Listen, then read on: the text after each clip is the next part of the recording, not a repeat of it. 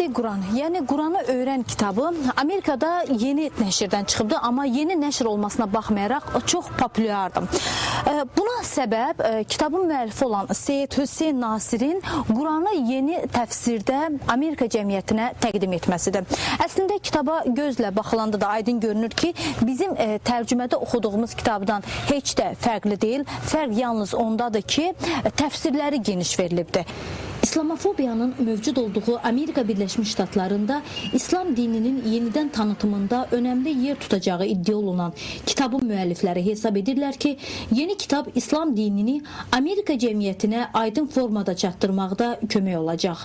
Müəlliflər həm də nəşrləri ilə IŞİD qruplaşmasının müqəddəs kitabdan öz çirkin əməllərində istifadə etməsinin qarşısını almağa çalışırlar.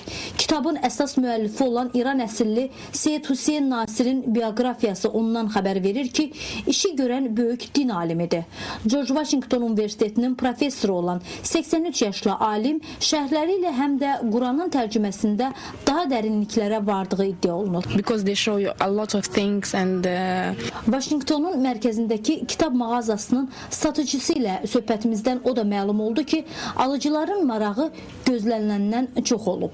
and they have a lot, Əslində qalsa bu kitab mənim üçün də çox maraqlıdır. Bir çox insanlar məhz bu kitabı almaq üçün gəlirlər. Çünki bu kitab İslamın əsl mənasını başa salır. Bilirsiniz, indi mediada çox hallarda İslam haqqında xoş olmayan fikirlər yer alır. İnsanlar İslamı pis görürlər. Lakin bu kitabı alıb oxuyanlar başa düşürlər ki, İslam sülh dinidir. read what is in the book.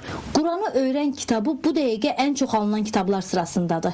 Qiyməti də ucuz deyil, $70.